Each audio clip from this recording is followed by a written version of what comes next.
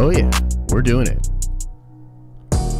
Good morning, nerd vengers, broke vengers, visitors to the tower, lovers, haters, everyone in between.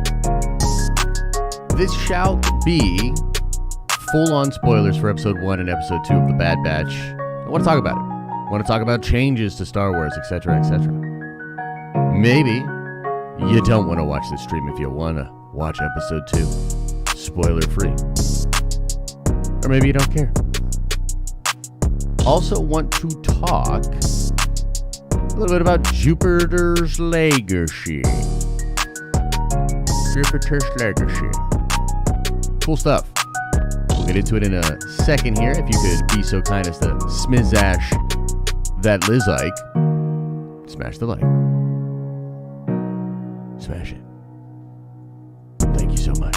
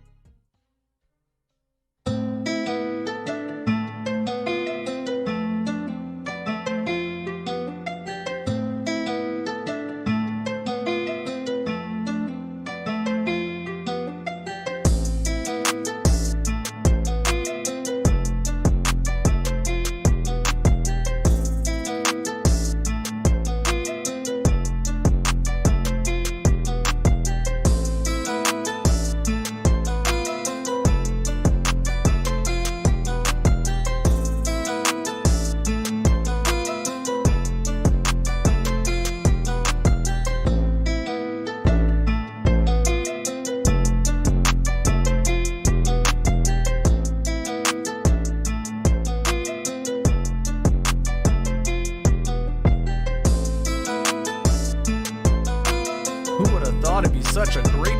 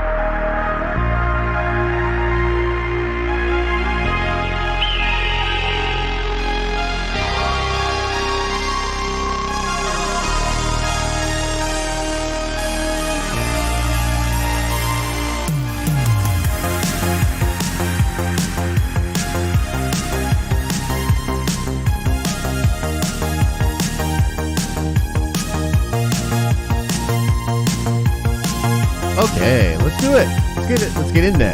Let's get in there. Let us get in there. What's up, everybody? Welcome, one and all, to the greatest show on ice. That's right, I said it. The greatest show on ice. I don't know what it means.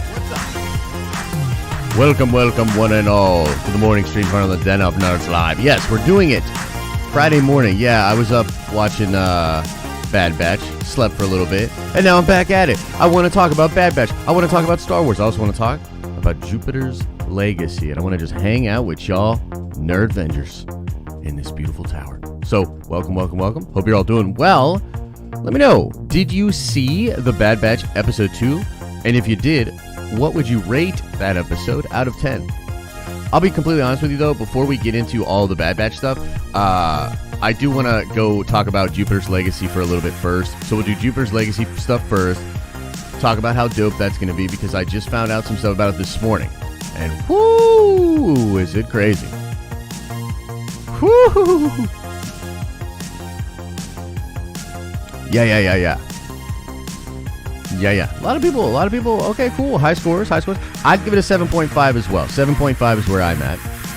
I really like the episode, but I can't really give it like an incredible score. I save like my 8s, 9s, and 10s for just earth-shattering, ridiculous, crazy episodes. That's kind of where I'm at. So like the last 4 episodes of Clone Wars for me were all like 8s, 8.5 and above for season 7, because that was just incredible stuff. But I just can't give, that episode last night really all that much higher of a score than a 7.5, but that's okay for me. And I want to get into some of that stuff, talking about Omega, talking about some of the changes made to Star Wars and to Star Wars canon moving forward out of the Bad Batch. You may have noticed some of them. Maybe you didn't notice all of them. We'll talk about it. We'll get into it. I think it's kind of fascinating. Stuff like chain codes, stuff like currency being tied to the Empire immediately. Things that are happening just much faster than they did before. Okay, so basically, a lot of fans thought there's no way you will see any stormtroopers or TIE fighters by the end of this series.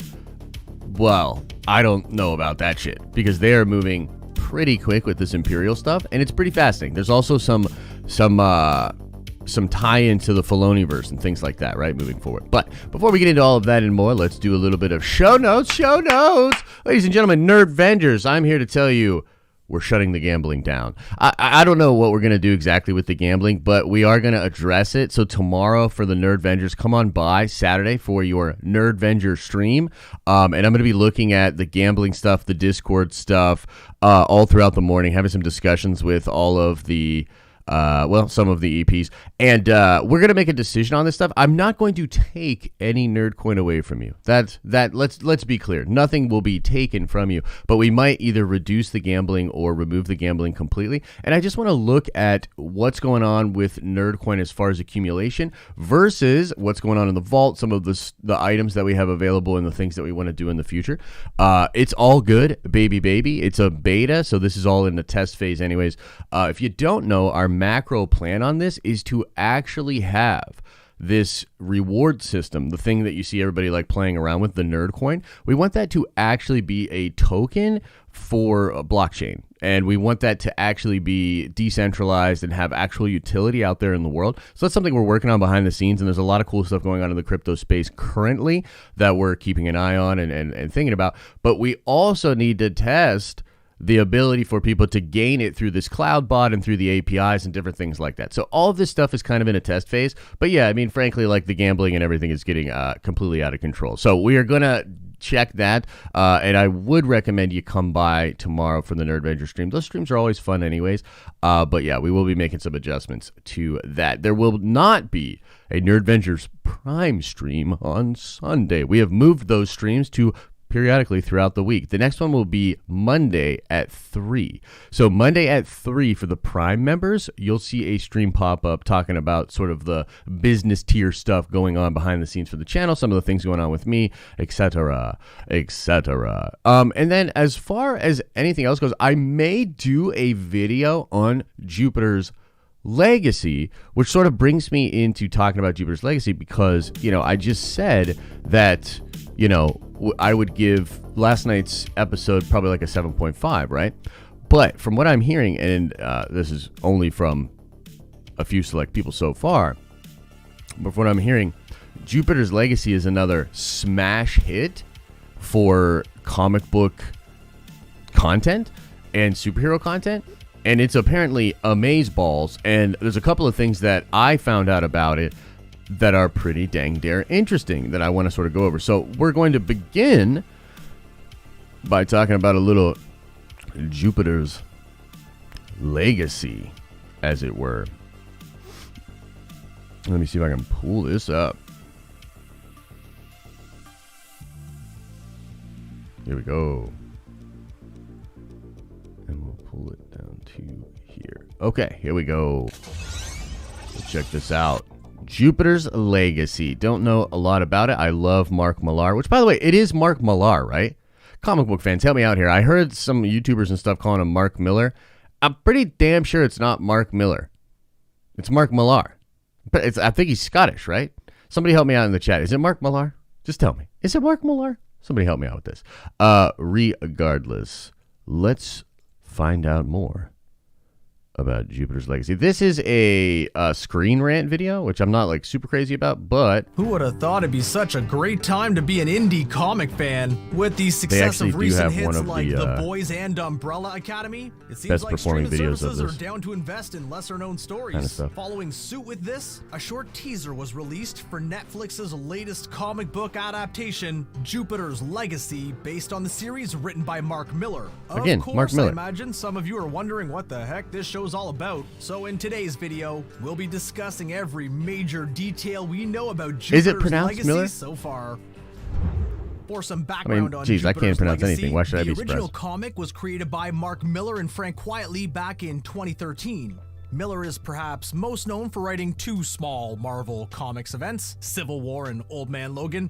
Maybe you've heard of them. The series follows a group of superheroes called the Union, who first received their powers when going on an island expedition in the 1930s. Dope. The main character, Sheldon Sampson, had seen the mysterious island in a dream, claiming that something within would help rebuild the United States, which was going through the Great Depression Look, back at the to time. back. Trev says it's Upon pronounced visiting the Miller, island, and Adam says Sampson, it's along with Millar. his wife, brother, and multiple friends would all become imbued with Maybe it's like one of those various Shang-Chi things where it's like, superpowers. They'd go on it's to serve actually their country Shang-Chi, and but it's help actually restore it to Shang-Chi, greatness. but like you Subsequent can't decades expect would see them people to, become I a don't know, world-famous whatever. team, helping the U.S. through the Second World War and an endless number of conflicts all the way until the present day. So As you apparently imagine, in the show, they really expand on that sort of island period part of the story. they became legends and the standard of inspiration for society. They would strive only to serve the country without the worry of money or interfering in politics. They did this in hopes that their children would carry on their work and push society further, but this actually proves to be a major detriment to them.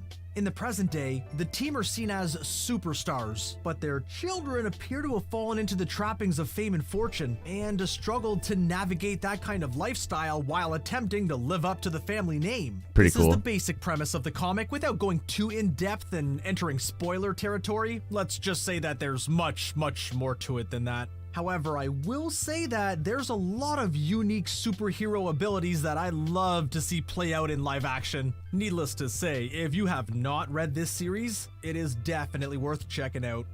Yeah, heard it's real good. While it's not clear how closely the series will follow the comic, fans of the series will be happy to hear that creators of the comic, Mark Miller and Frank Quietly, will serve Frank as Quietly's so executive good. producers alongside Lorenzo D. Bonaventura and Stephen S. DeKnight. The involvement of the creators would at least Okay, guarantee they just said Stephen S. tonight, right?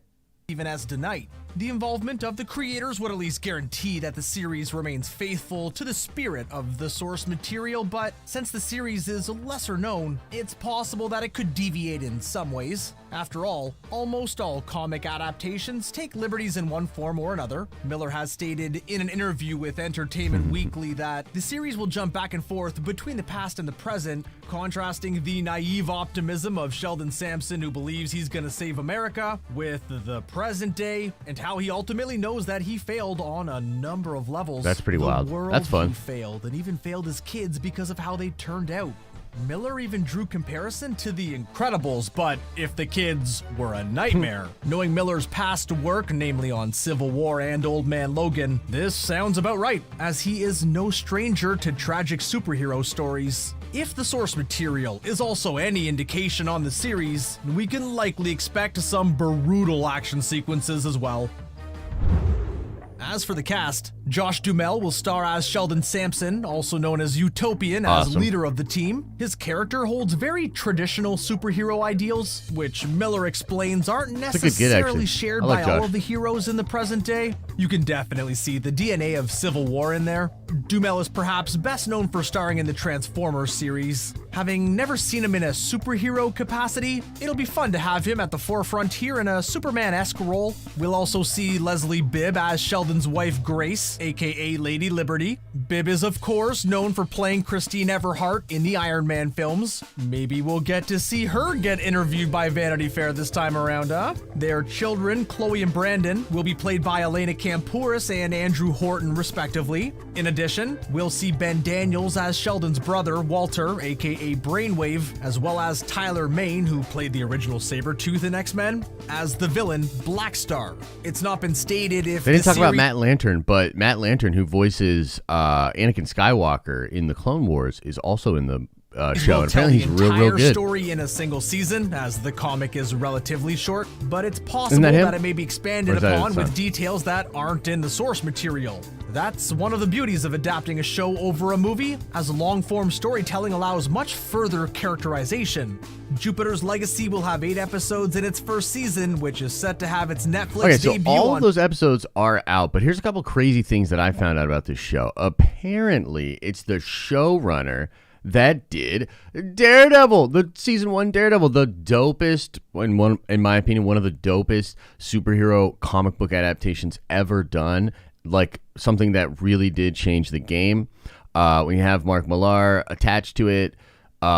Just incredible. I mean, the cast seems dope. From what I've heard too, the end of the season has an incredible action sequence that's, you know how I was just talking about how you need that sort of smash ending? I don't know if you guys, I was talking about this on the watch party last night when we were watching the newest episode, right? And it was like, you need that smash ending. You need that crazy, impactful, ridiculous, pull it all together and also blow your hair back kind of a thing. You know what I mean? And that is apparently totally a thing with Jupiter's Legacy. People are pretty hyped on it, and it all comes out on Netflix today. It's all out there on Netflix today, so I may be watching all of that today. I may be forcing Elisa to watch all of Jupiter's Legacy with me. We might be doing that today, just so you know if you're watching. Anyways, yeah, Jupiter's Legacy, pretty cool, pretty excited, and if I love it, then perhaps I shall do a video on it, or at least write something up, or talk about it on a live stream or something like that. You know, it's weird with these Netflix shows because they all just come out. You know what I mean? They all just come out, and then you're like, well, how do I talk about every individual thing? The only thing you can really do is like a season end kind of piece of content, like season 1 recap or season 1 blah blah blah, which is crazy. I feel like maybe in the future we could be better about doing like preview stuff, like getting into this a little bit more and providing some of that preview content for it, because I'm hyped for Jupiter's Legacy. It looks cool. It looks cool, but perhaps we may need more hype content leading up to cool things like this in the future. Anyways, let's talk some Star Wars. Again, we're going to get spoilery, man. We're getting spoilery, y'all. We're getting real spoilery with the Star Wars. Okay, so if you haven't seen episode 2, and honestly, we're talking about episode 1 and episode 2 when it comes to the Clone Wars, when it comes to the Bad Batch, okay? And I will say, on a week with what I still think is an incredibly lackluster May the 4th. Like, I just can't get over how lackluster that May the 4th was for me. And, you know, it was so bad that there's literally people hitting me up with, like, conspiracy theories about Kathy being let go and about things happening behind the scene, or Favreau taking back control, and all this crazy, like, spiraling out of control nonsense. And it's just fascinating to me because it's a microcosm of the same problem that Disney Star Wars has had for years. And that is that they allow the narrative to be created out there and don't really seem to give a flying F about fixing the narrative, adjusting the narrative, or being clear about the narrative. Now, a lot of their employees will come out and be super petty or ridiculous or what have you. That's honestly just a thing with all companies. But it when you juxtapose that behavior against a complete lack of any clarity from them, it's that same old problem that we have with Lucasfilm under Kathleen Kennedy. No clarity, no actual communication, no North Star, no guidance. That May the 4th sucked. You know what I mean? It legitimately sucked, and there's no clarity on why it sucked, and so I can't even blame people for perhaps having conspiratorial thoughts or thinking weird things about what's going on with Lucasfilm. I don't feel that way, by the way.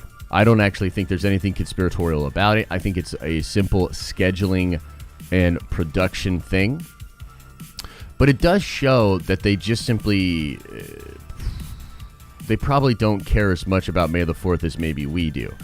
And in some ways, I do feel like they've retreated a little bit from social, and they just kind of want to let things die down for a little bit as they just get into this big cycle of content. Because I do think it's fair to say that without a lot of content coming out, it's hard to keep, like, it's hard to stay on target, so to speak, with the Star Wars narrative. Star Wars is become so ridiculous in many ways that it's hard to talk about Star Wars without making mention of its own ridiculousness or of the ridiculousness of the fan base, etc., etc. That's why I don't really like doing it, right? Having said that, though, if anything, to me, this week just shows why Dave Filoni should just be handed a lot of stuff, man. Like, in the midst of all of that bizarre craziness, the simple fact that this animated show came out and that there's all these little pieces in the animated show that make me feel like there's a lot of attention, not to, like, comic books, you know what I mean, which I still feel weird about a little bit, Dave, but to the future of Star Wars and to some of the things that we know Dave is setting up, okay? As an example, in episode 2 of The Bad Batch, we go to see the deserter clone from the Clone Wars, okay?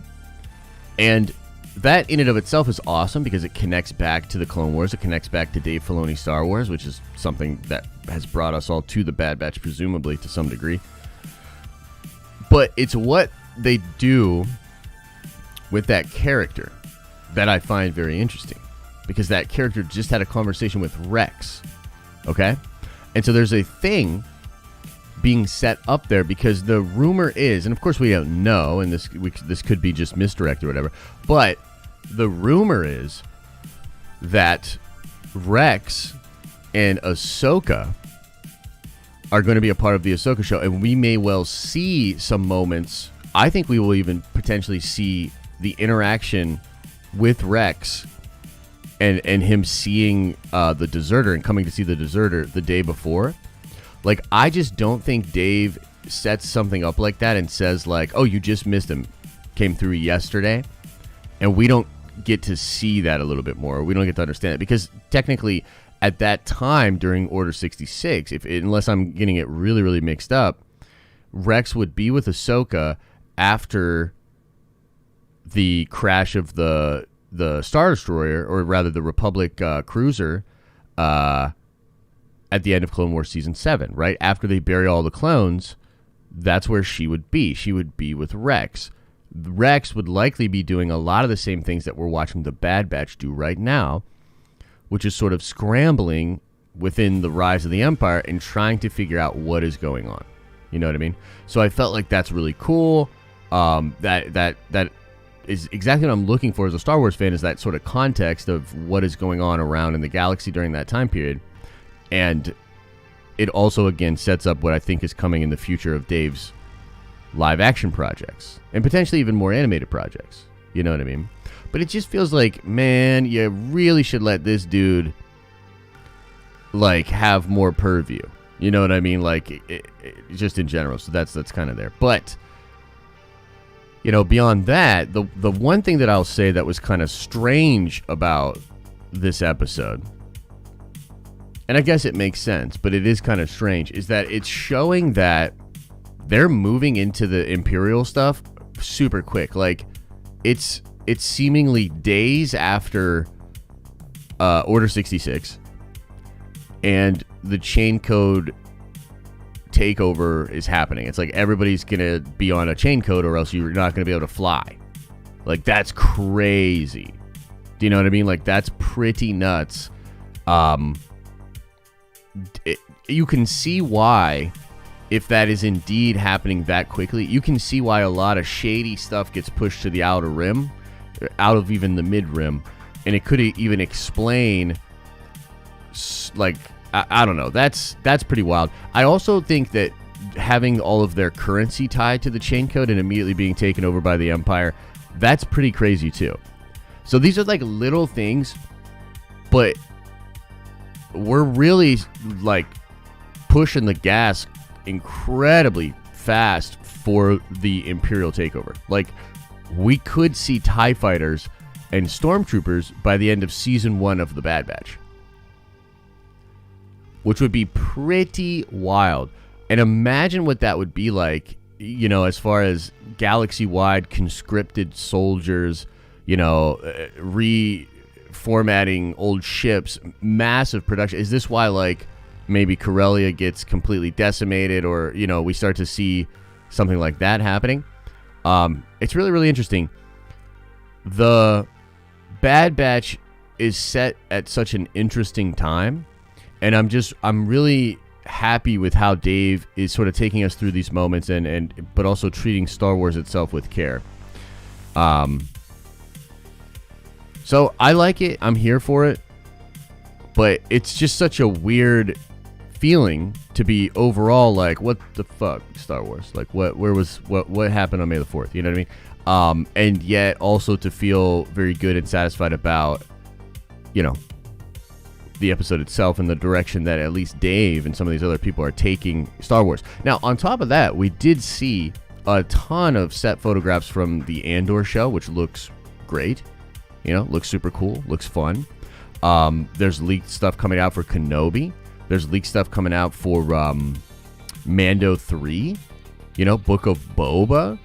Like, they are ramping up. So I expect next year's May the 4th to be much better, is basically what I'm saying. You know what I mean? And I think maybe then we'll get the full picture of what's going on.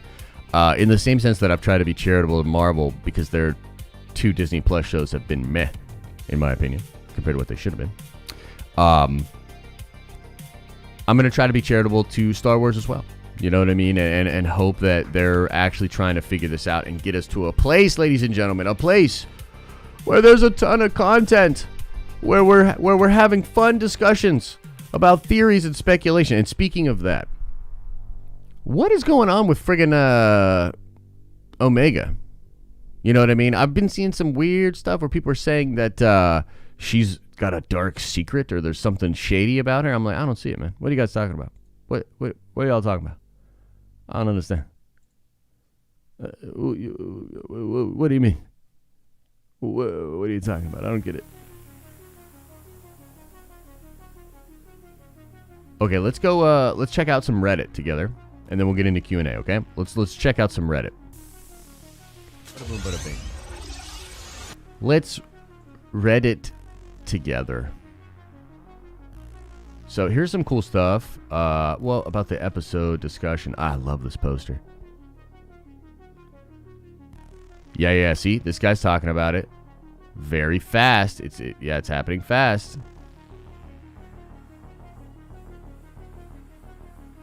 Yeah, it's yeah. And a lot of people are arguing about that. Like, Sheev would have it figured out. I guess he would. New look at Fennec Shand. That's gonna be chill. Lego Bad Batch.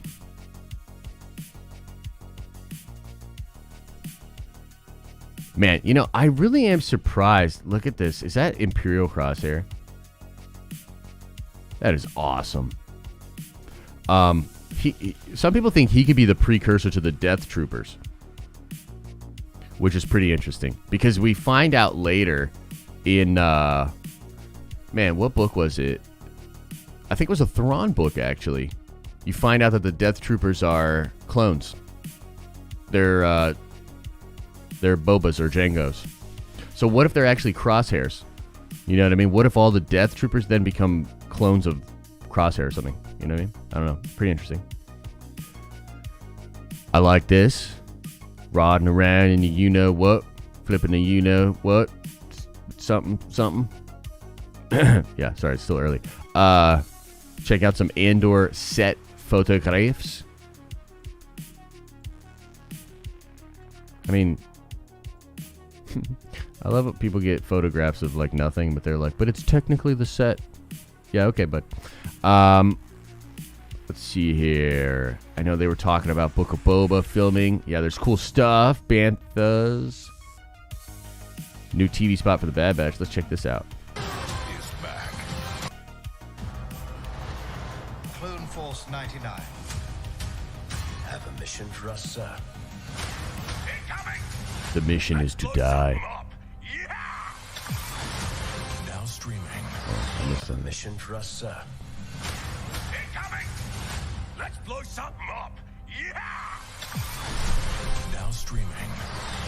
Boys, you know what to do. The Batch Fennec. Crossbow. is back. Strap in. Yeah. Batch, new original series now streaming. It's pretty cool. It is pretty chill. Okay, yeah. I don't know if there's really much in there. Lots more of these. I mean, he looks so cool. A lot of shore troopers and whatnot.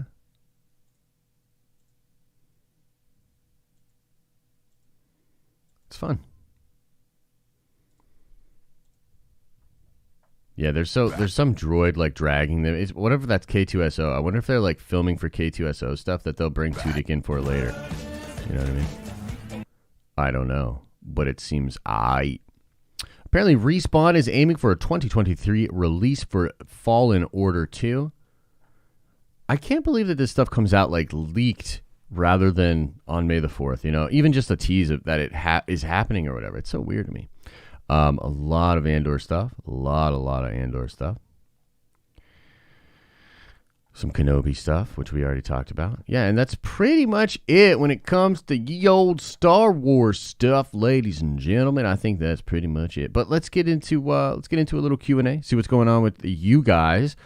Should be chill. Probably go for like 20, 30 more minutes. And then I'm going to get food and start working on Jupiter's Legacy. I'm actually really excited about it. But go in here and let me set the mood. I love doing Q&A to a nice beat, you know, a nice synthwave piece.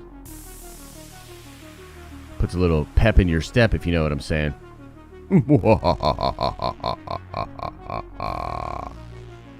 Yeah, the music in this episode was really good. I saw Keaton Haas talking about that. It is certainly pretty good. Pretty big fan. Okay, let's check some stuff out here.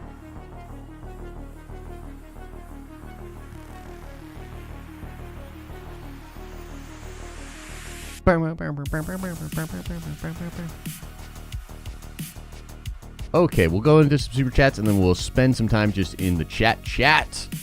Okay, so this was David saying he couldn't. Oh yeah, that was last night. Okay, so Normies to Nerd says, "What up?" Oh, that was from last night too. I should have changed the thumbnails so that I could have had more clarity. Let's see here. Kendall says, can't stay, gotta watch still, just want to get some coin while I show up. and show some love. Actually, I'll stick around for Jupe's Legacy. I'm hyped for that. Heck yeah, man. I'm actually really excited for that. Hoping to be blown away later.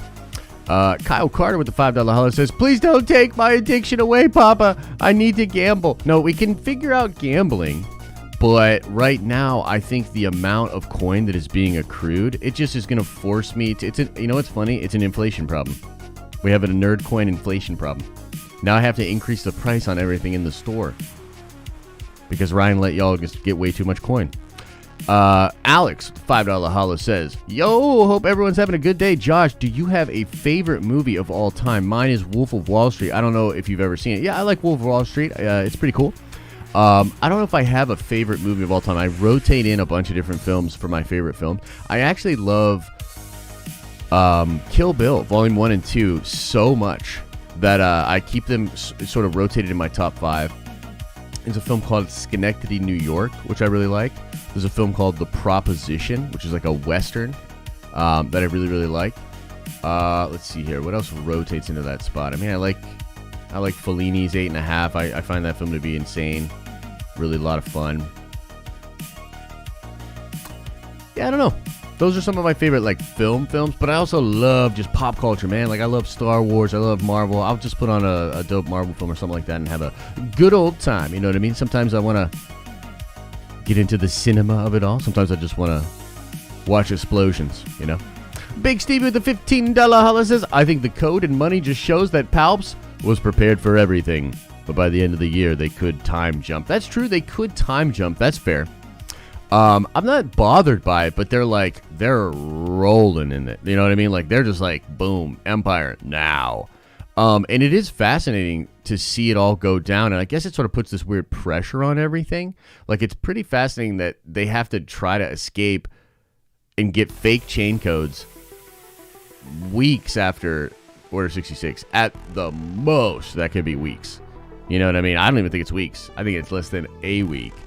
And that is pretty wild to me.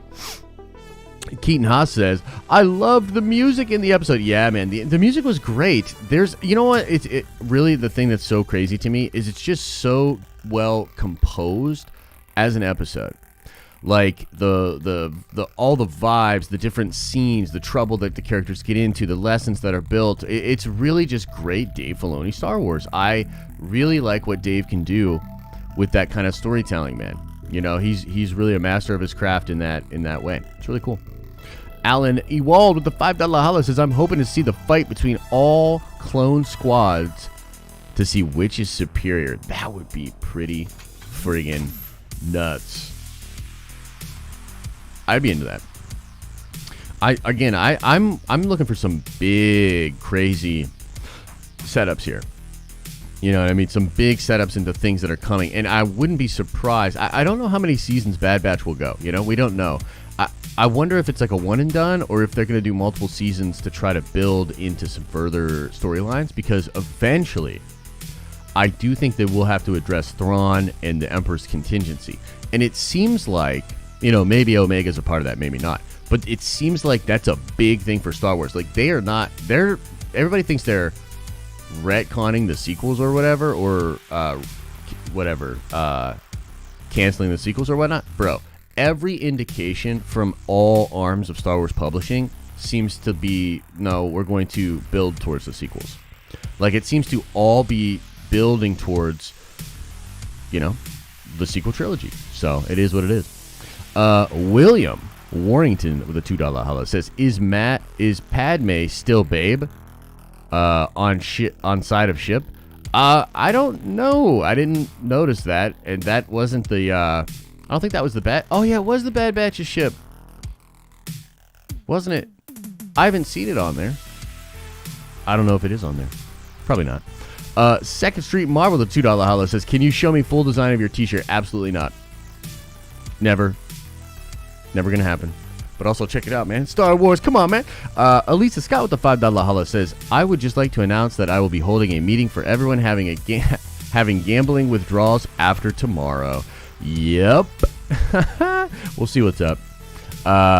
You know, hey, it'll be okay. It'll be okay. And I'll just make Ryan answer all of the angry emails. James Heaton with the $5 hollow says, hey, Josh, do you think we could see the Bad Batch make the jump to live action, then back to animation? I would love it if that were the case. These characters are I'm having way more fun with these characters than I anticipated having, because, again, I thought they were cool in Clone Wars Season 7, but there was a part of me that was like, yo, stop trying to squeeze in these other characters. I want to see Anakin and Obi-Wan and what's going on with the Clone Wars. I want to see what's happening with Ahsoka and Maul. You know what I mean? So there was a part of me that couldn't give them a total fair shake even back then. But on their own, set up with proper expectations, I'm loving the dynamic. I said last night on the watch party, I think it's even more...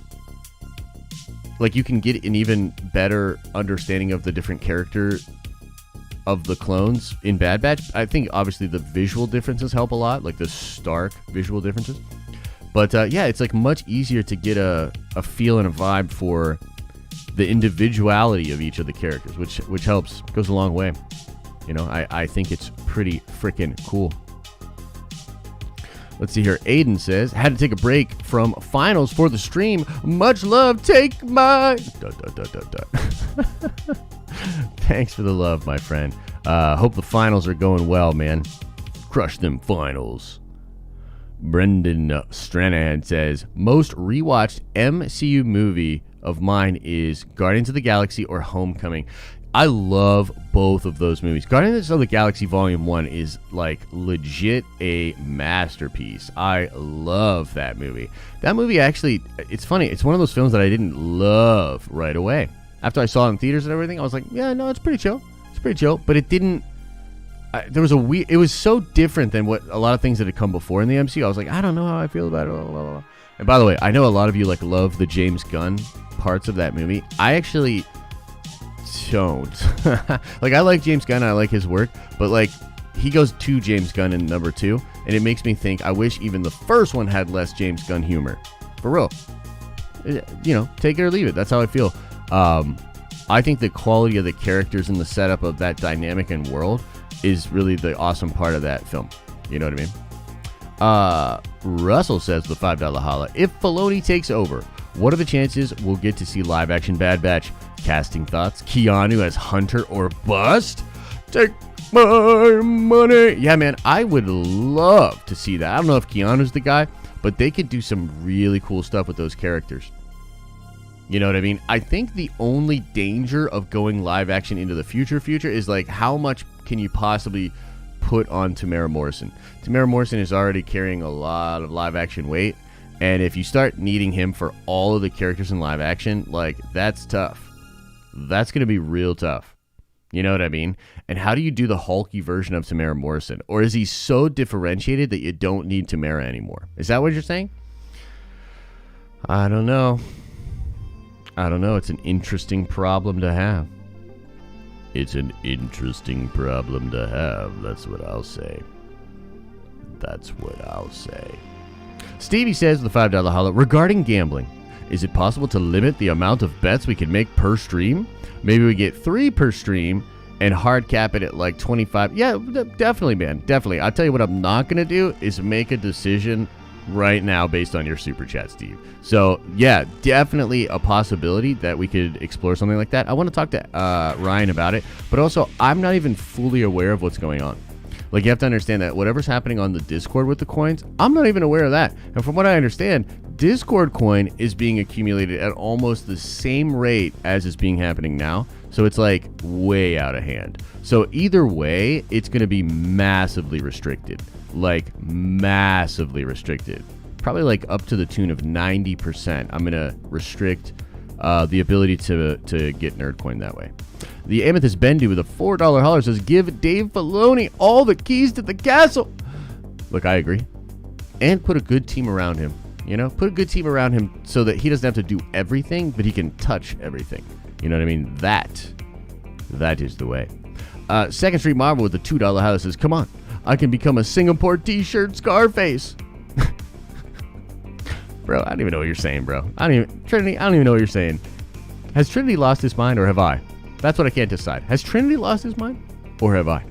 Machine Gun Carter with a $5 holler says, Ragnarok for the win. I have watched it hundreds of times, almost nightly. You know, when it was on Netflix for that stint, it was a very popular go-to for Netflix for background stuff at night, for sure. Ragnarok is amazing. Taika apparently thinks that Thor: Love and Thunder will be the best MCU movie yet. What do you think of that? That's wild. But honestly, I think he has the ability to do it. He is an incredible filmmaker, and if Ragnarok was sort of his first go at like taking Marvel characters into a very Taika but also very awesome mythological direction, I can't wait to see what he's doing with Gore the God Butcher, other gods, you know, having fun in that sense. It seems really, really cool, so I'm pretty excited about it.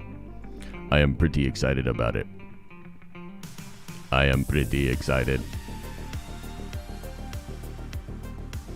The Eternals will be the best MCU movie, says Devin. You know what? I think Eternals is going to be a sleeper hit, to be honest.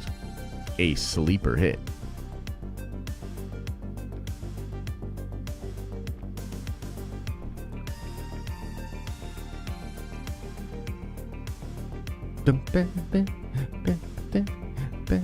Yeah, we're not getting Fat Thor, though. Have you seen the photos, man? He's even bigger and stronger than he's ever been.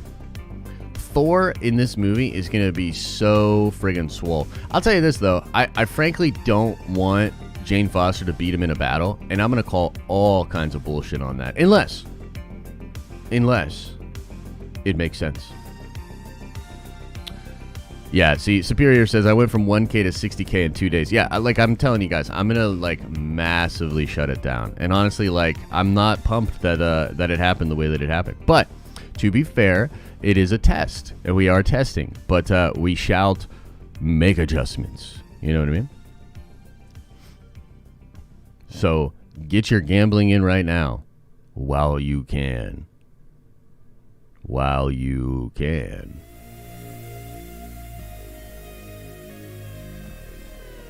Because I'm shutting it down. I'm shutting it down.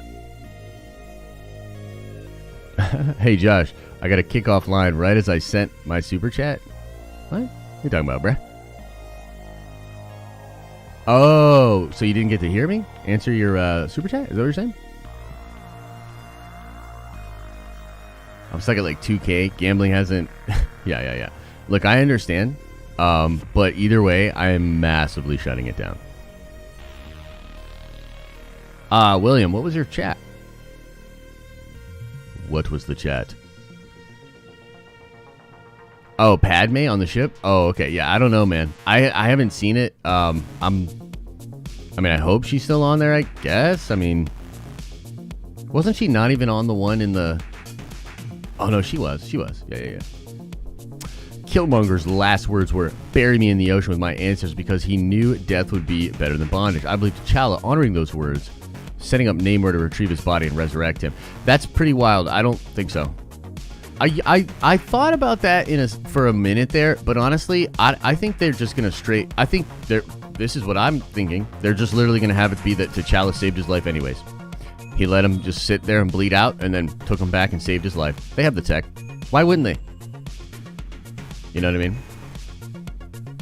That's what I think. I think Killmonger is back for show. Faux show. Missed my second super chat. Hype for the MCU Daredevil. Sorry, Alan. I am super hyped for MCU Daredevil. Again, Daredevil's so dope, man. And it's crazy that the showrunner for our Daredevil Season 1 is... like involved in Jupiter's Legacy. Like, that just makes me so excited. That's just like a little bit of information. I was like, yo. And then Matt Lanter being in it, I was like, yo. And then the fact that it's apparently amazeballs, I was like, yo. And the end scene has all these different powers and is really crazy and brutal. Yo, let's go. You know what I mean? I'm very excited. Yeah.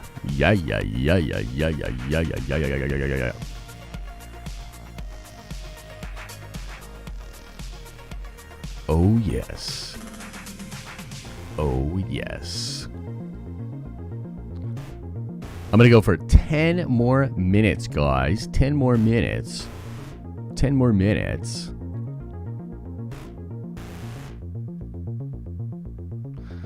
Let's see. I think Killmonger's suit saved him after he removed the dagger from his chest. T'Challa knew this and put him on an ice app. Yeah, that's totally fair. I'm an Xbox boy. But I've been doing more Xbox gaming on my PC lately, which is interesting. But like I'm playing Halo Master Chief Collection on PC, and I have like my account linked. Oh man, once you play Halo on 120 frames per second, it's like it's hard to go back, man. It's hard to go back. And I'm actually trying to get my Battle.net Call of Duty account set up on the PC as well. Yeah. I would love to play Apex too. I like Apex a lot. Apex is fun, and apparently the new Apex stuff is fire. Thoughts on The Boys? I like The Boys, but I liked season 1 way more than season 2. I felt like season 2 was, I mean, frankly for me, like it was a big letdown. Unfortunately, a lot of people like season 2, and that's cool. But to me, I was like, man, where'd the magic go? They get it back towards the end of season 1 or season 2, but it still is like, And you know what else? Let me tell you something else that really bugged me about season 2. Mr. Edgar. Nah, fam. Like, I don't like how they've been doing Giancarlo Esposito. Like, he gets sort of bitch boyed out in the show, The Boys with Homelander. Like, Homelander kind of bitch boys him. And I'm like, that's stupid. He should have some contingency or be a badass. You know, fuck that. You can't build this character up as this mysterious thing all season and then have him just get bitch boyed out. That sucks. And then in Mando, I felt like the same thing happened. I feel like he got bitch boyed again. Like, you have all this buildup of Gideon, and then he gets bitch boyed, and he's literally chilling on the floor, busted lip, doing exposition in the last episode. I was like, man, fuck you for that. But that's just my super fanboy feelings. You know what I mean? I try not to let those completely navigate how I talk about things. Gideon did that on purpose. It's possible, but I still would like him to be a little more alpha in the room. You know what I mean? It doesn't make sense. He keeps getting bitch boyed. I don't like it. Felicity says, Papa be like, Puff, saying I'm shutting the studio down. The den gonna be all right because we got each other tons of nerd coin. No, I know y'all got tons of nerd coin. I'm happy that you have it. You know what I mean? I'm happy that you have it. But definitely gonna adjust. You know what I mean? I think we'll probably like shut gambling down, maybe except for a certain stream that I have in mind. And there'll be one stream a week where you can gamble, and it'll be highly restricted. Highly restricted. But who knows? We'll talk about it. We'll figure it out. We shall figure it out. A dude a review says I literally have 0 nerd coin. That doesn't seem right. Not an Apex fan. The lobbies are too easy, even on ranked play. Whoa, Mike. Must be super studly. You must be a beast out there in these streets. Broke Vengers, exception to rule? I'm not sure what you mean. Exception to what rule?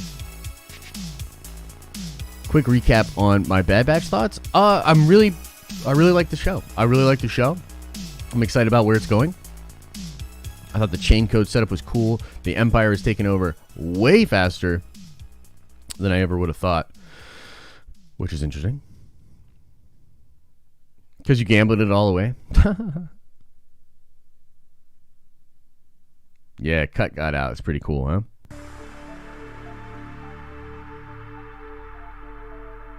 Yeah, see, this is exactly kind of what I'm talking about here. This Rogue Souls thing here. It says, I'm not going to lie, I don't want to sound elitist, but spent over $1,000 accumulating a nerd coin. The broken gambling feels like a spit in the face. I'm actually, like, I'm not trying to be a dick about it, but I kind of agree with Rogue Soul.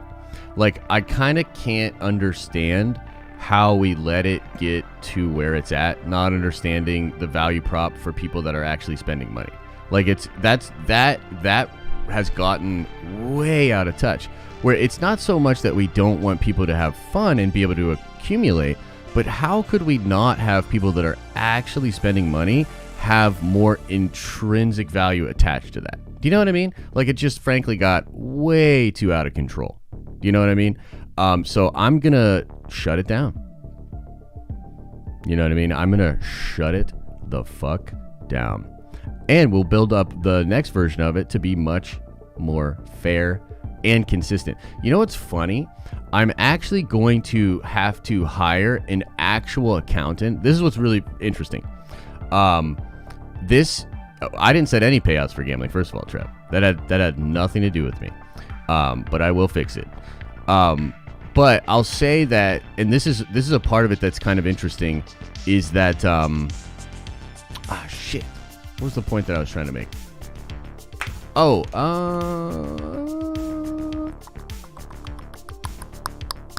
Damn it.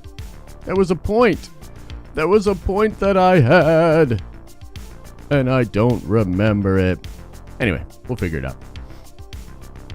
Oh, the accountant. Yeah. I'm going to literally hire an accountant.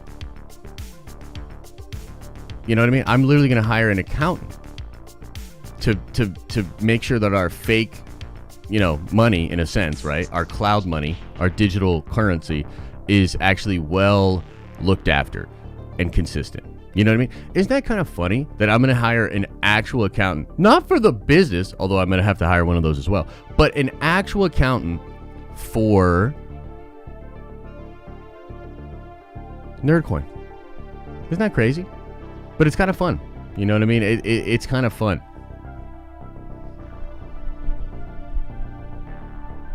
Wait, are we talking a real accountant or the TikTok one? No, a real accountant. Like a real accountant, yeah. Yeah.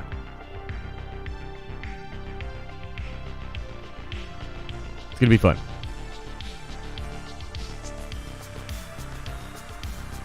And some of y'all are gonna be real glad that you gambled right now. That's all I'm gonna say.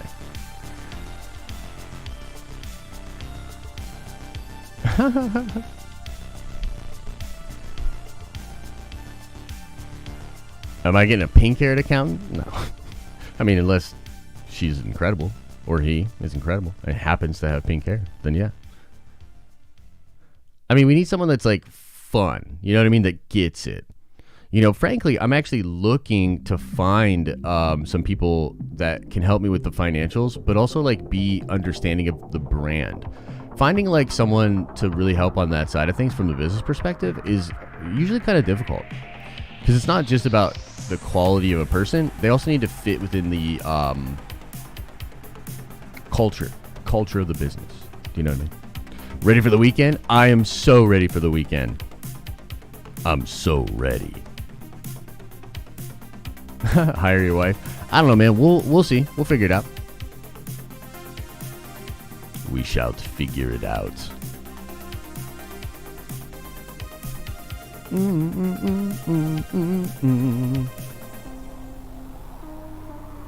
I am not accounting, but I have financial experience. Dope. I'm not even asking for emails, though, because I definitely don't want to even open up that floodgate, to be honest with you. I'm going to go out and seek some people on my own. You know what I mean? So.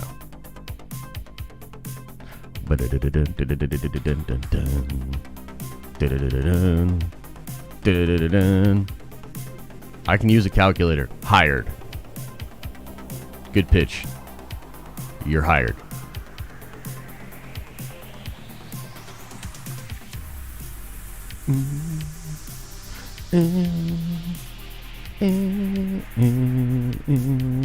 What's going to happen to all the nerd coin that you have now? It's going to remain.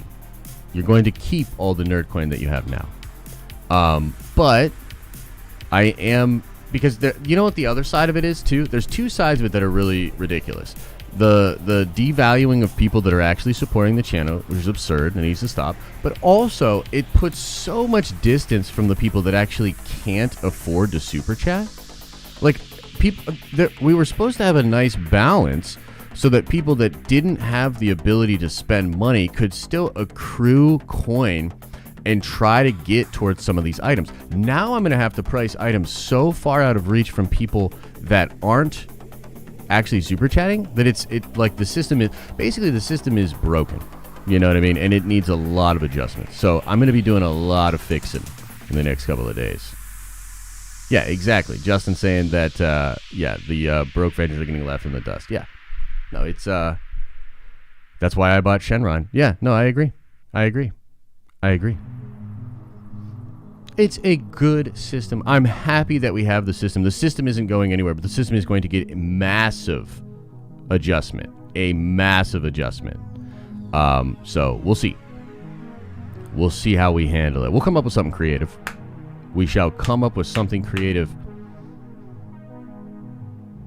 And it's going to be juicy.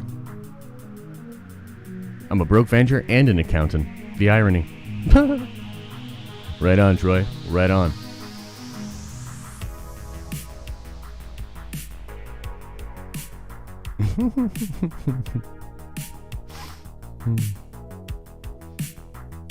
I want a Betty on the boner. Yeah. That's another thing is that I actually want. I see it, Kale. Sorry, Kale. I have a theory. Omega is a clone of Palps, and she is a spy to hunt down the Jedis. Whoa, dude, that's pretty dark and kind of awesome. I'm gonna be real. I would love the character even more if she turned out to be like total flip, crazy killer person that wipes them all out. That would be sick. Sick. I would love that. Let's see here. Big Stevie says, I would be fine sending Nerdcoin to the broke Vengers if they are feeling left out. Yeah, see, that's like love, but y'all just don't necessarily understand the finer points of what is actually happening. You know what I mean? And how to handle currency. Like, you know what's interesting about this is it actually parallels to a lot of stuff that I'm learning about finance just in general. So like America and the dollar it's such an interesting thing because everybody's like, oh, the dollar, why does everybody have all their money in the dollar? Like why would the world have all their money in the dollar? It's because the dollar has multiple entities and groups and things that are constantly verifying and double checking the validity of the dollar. The dollar is one of the most like inspected, engaged, poked, and prodded things on the planet. So there's security there. You know what I mean? Is it fiat? Absolutely. But it's fiat that is tied into securities. You know what I mean? Securities. So it's a similar thing with Nerdcoin. I mean, frankly, right now there's not enough bodies watching and understanding what's going on. Why does the Fed raise rates? Why do things go up in price? It's all a balancing act to try to find stability in the market so that you have the exchange rate, which is ultimately the dollar, be consistent. You know what I mean? It's pretty fascinating, actually. And I like it. Like, I'm not even that mad. I mean, I'm not mad. I'm disappointed. You know what I mean? I'm not mad. I'm disappointed. But we will figure it out. Star Wars Decrypted says, came into the thing we're talking about fiat.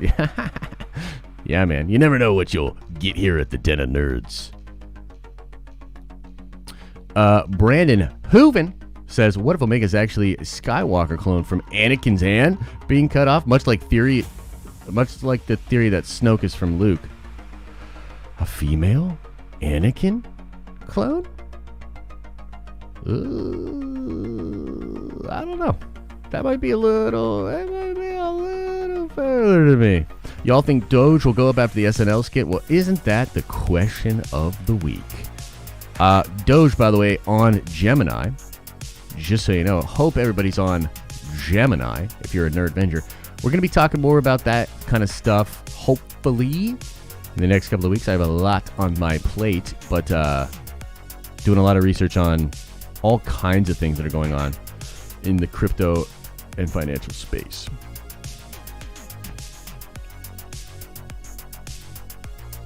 We would have plenty of body parts to choose from to clone Vader. Fair.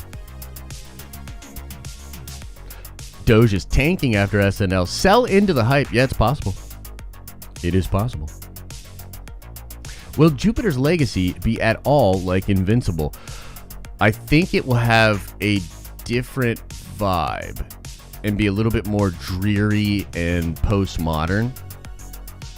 But also, apparently, that will be the more modern side of it. And then the island stuff and then the period stuff, I think, will be more optimistic.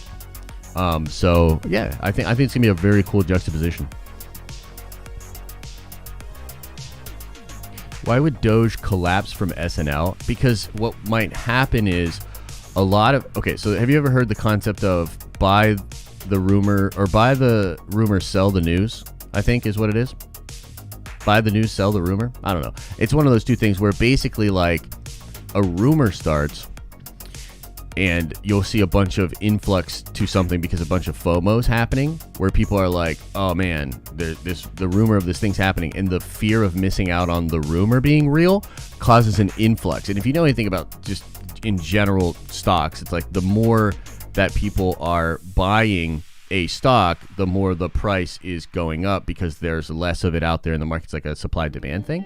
So the more selling happening, or rather buying, it's like that's going to drive up the price. Because with Doge specifically, a lot of people are late adapters coming into Doge, looking at what's happening, and they're like, yo, he's coming on SNL, like he's going to say something about Doge and get a bunch more people to buy Doge, is essentially the thought process. It's like Elon will make Dogecoin even more popular, and if he says the right thing on Saturday, it could get everybody to buy into Doge. And if that happens, everybody that's holding Doge, their Doge is going to increase in value because the demand will be so high that, you know, the supply will increase in value. Now, the opposite may well happen, though, where people basically, as they're watching this happen, realize, shit, it ain't real. Like, we may have reached the top. And if people that are just trying to make a quick buck that don't really care about Doge long term, they would be like, oh, Elon's about to, you know, boom, Elon's thing, we're at peak here, sell. And they would just massively sell out of their Doge positions, which would cause the price to tank. A sustained massive sell-off would crash Doge substantially. It's actually, if you look at what's happened at Bitcoin has had those kind of sustained sell-off periods. You know, it's really wild if you actually like look at it, you know what I mean? Elon is super shady. I mean, I would say Elon is just the right amount of shady, in my opinion, Carl. He's just the right amount of shady for my favorite billionaire. The Amethyst Bendu. Oh yeah, you already asked that. Sorry, I already went over that. Watch party for SNL? Nope. Not on the weekends. Not unless there's something crazy going on. No more weekend stuff for me. No muss. Release the Schumacher cut. Hey, that could be real, actually. Finn should have been a Jedi? I agree. Ethereum at all-time high points has been best blessings of crypto rush. Ethereum is doing very well this year. Oh yeah. The SNL watch party will be the Robinhood app. I like that. Got a tat of the hat? What you mean, bruh? That's a fantastic explanation. Jordan Baldridge says, that's a fantastic explanation. Thank you. I'm sorry Apple is stealing 30% of this super... Oh, shit. That's funny. No, it's all good, man. You know, we talked about it yesterday. Marketing costs. Ease of access. Longevity. The infinite game. Simon Sinek. Jake Paul is what he meant. Yo, let me just tell you this, okay? I haven't talked about this anywhere on social because I don't really talk on social anymore. But I'll say this for you all.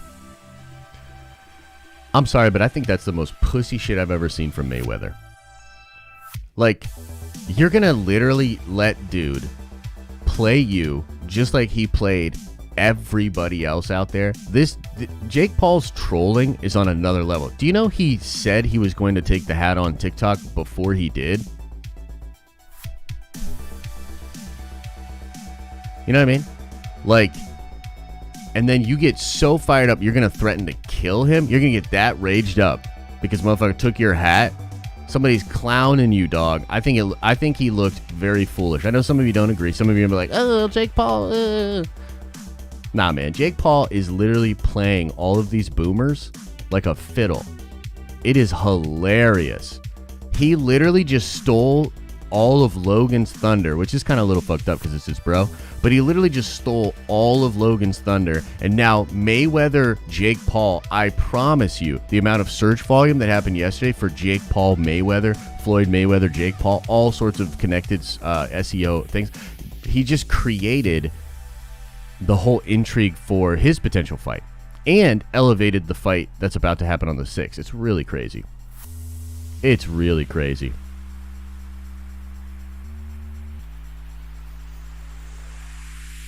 Crazy.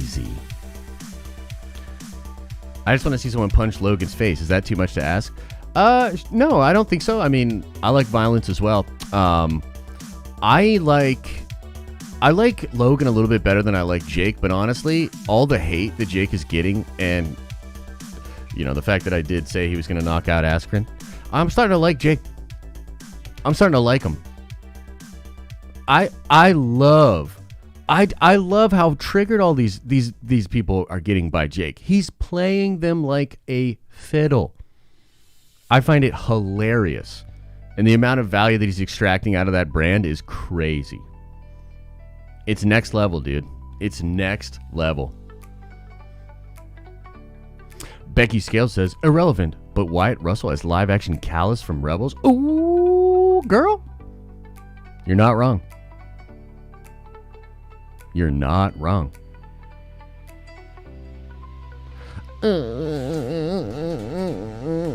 Some whiny fucks in the chat, you know what I mean? Some real whiny people.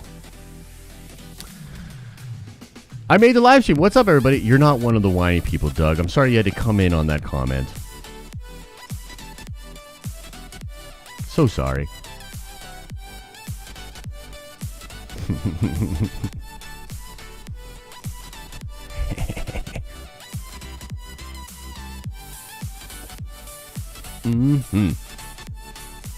Bad Batch characters in Battlefront 2 or bust.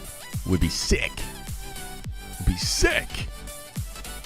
Guess I'm whiny? Well, Sheev, I mean, you are, but I wasn't talking about you.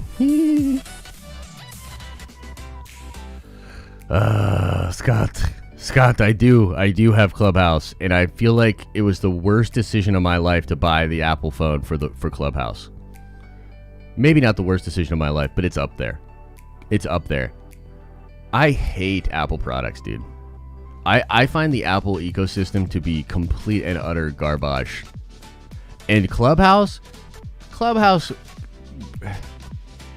I don't know if Clubhouse was ever really cool, but I got sold on a lie.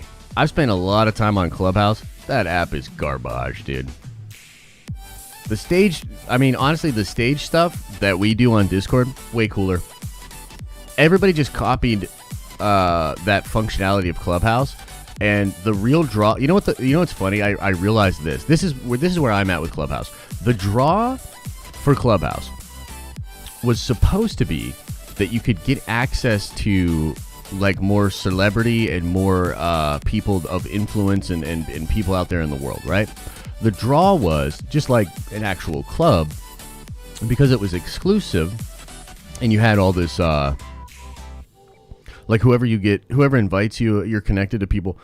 So there's like, I guess like a social pressure or a psychological or a behavioral psychology pressure to have you behave and all that shit. But you know why Clubhouse ultimately sucks to me? Is because you realize that all the metrics by which people would be considered influential and important and famous are all bullshit metrics from social media's other broken ass platforms. So really and truly, I was just looking at all of the growth hack bullshit surface level popular people. For the most part, there's good people on Clubhouse. I don't mean to completely disparage everybody, but for the most part, it was like entering a town square of jesters that thought they were kings. And that shit's some of the most annoying shit to encounter on the internet ever. So Clubhouse, to me, garbage. Garbage. But then again, that's just one man's opinion. So, anyways, I'm going to get out of here, guys. Thank you so much for hanging out with me this morning. If you are a Nerdventure member, make sure you come on by tomorrow as I crush everyone's hopes and dreams about Nerdcoin and reset everybody's Nerdcoin, and everybody will have no more Nerdcoin after tomorrow. So make sure you're there for that. Other than that, guys, a lot of fun stuff coming up for the channel, but there will not be any streams or content unless maybe some videos. Like if I really like Jupiter's Legacy or something, I might pop a video out for that later. But regardless, we'll see you guys tomorrow, 2 p.m. Eastern Standard Time. If you're a Nerdventure member, come on by for that stream. And we'll see you 10 a.m. Monday morning. Back at it again for the Nerdy News Rundown. Wait, no, the morning stream. Nerdy News Rundown later. Main channel 6. See you then.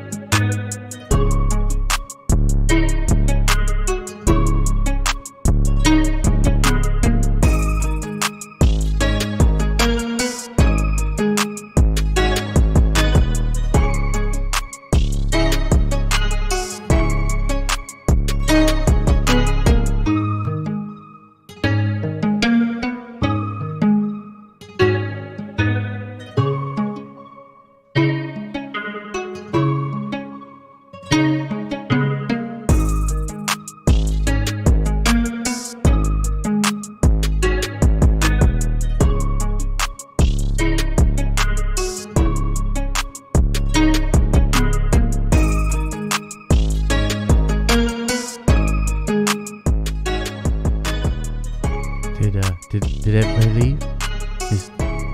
Did everybody go? Everybody go?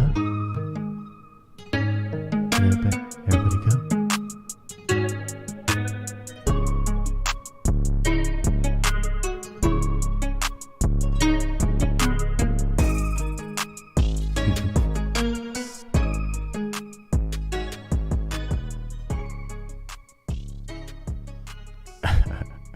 Man, it's so funny because, like, I've never had more respect for, like, Jerome Powell and Janet Yellen and just, like, the situation that they're in.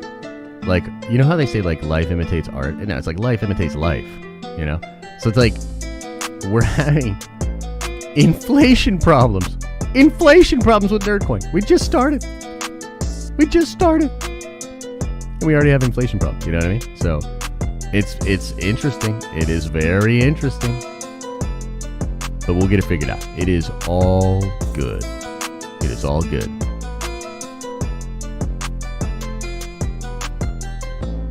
And also, I'm pretty excited for Jupiter's Legacy. What a surprise. What a little surprise, you know what I mean? Found out all that cool stuff about it. I was like, damn, this is going to be legit. 8 episodes that I'm going to force Elisa to watch. I mean, that Elisa and I are going to watch together today. It's going to be awesome. I'm excited. Anyway. Bye-bye.